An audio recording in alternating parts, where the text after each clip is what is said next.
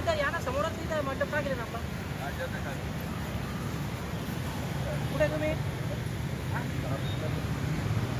इकडच्या main gate इकडच्या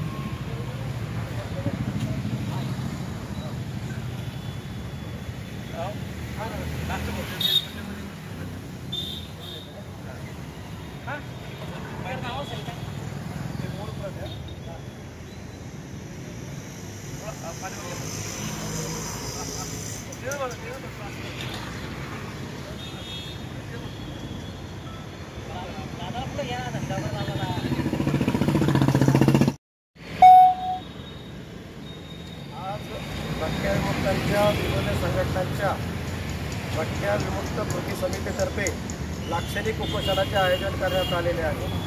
कारण स्वातंत्र्यापासून भटकेमुक्त समाजाला फक्त शासनाने गाजर दाखवण्याचा प्रयत्न केलेला आहे. खऱ्या अर्थाने जो विकास व्हायला पाहिजे तो विकास भटकेमुक्तांचा अद्यापपर्यंत झालेला नाही. भटकेमुक्तांना फक्त गाजर दाखवले, अद्यापपर्यंत दिलं काय? जे आरक्षण दिलेलं आहे ते आरक्षण सुद्धा तुटपुंज आहे. त्या आरक्षणामध्ये भटकेमुक्तांना राजकीय आरक्षण नाही, राजकीय आरक्षण हे ओबीसीला आहे. त्यामुळं आज रोजी महाराष्ट्र शासनाने जो JR काढलेला आहे आणि काही समाजाला हैदराबाद गॅझेटनुसार बोलतोय, भटके जे नाथजोगी समाज आहे, भिक्षुकोरी समाज आहे, नाथपंथी, डवरी, गोसावी, तर हा समाज आंध्र प्रदेशमध्ये तिकडे ST मध्ये येतो, मध्य प्रदेशमध्ये ST मध्ये येतो. मग जर मध्य प्रदेशमध्ये आणि कर्नाटकमध्ये जर आम्ही ST मध्ये येतो, मग महाराष्ट्रात आम्हाला ST का टाकत नाही? आणि सध्या सरकार सगळ्यांना धुळी भरून टाकते आणि आम्हाला धुळीवाल्यालाच पाठीमागे का ठेवते?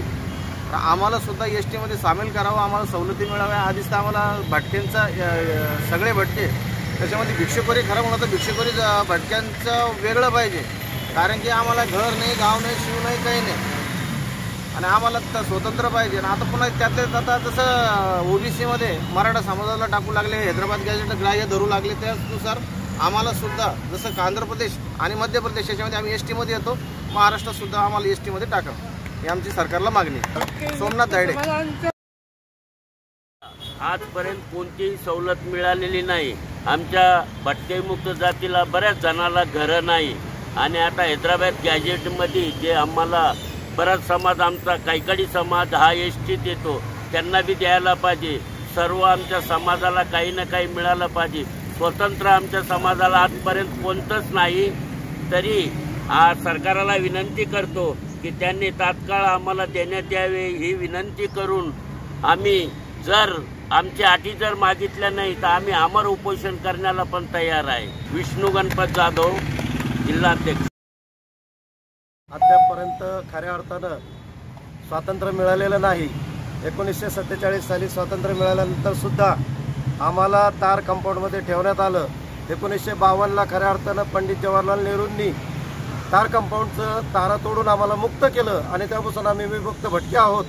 परंतु विमुक्त केल्यानंतर सुद्धा आमची दैन्यावस्था आजपर्यंत संपलेली नाही. आम्हाला साधारण जातीच्या दाखल्यासाठी धावपळ करावी लागते. आता आम्ही ह्या VJNTच्या प्रवर्गाला कंटाळलेलो आहोत.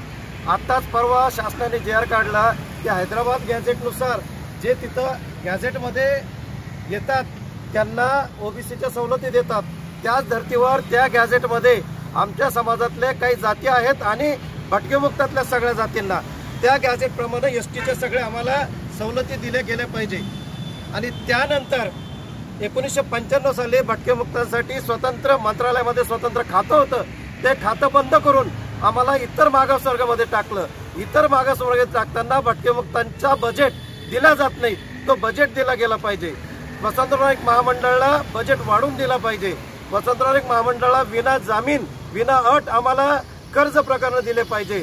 जे आमचे भटकेमुक्त गायरांमध्ये स्थायिक आहेत, जे तिथे राहतात, त्यांना नियमित केलं पाहिजे. अशा विविध मागण्यांसाठी आज रोजी आम्ही लाक्षणिक उपोषण करतो.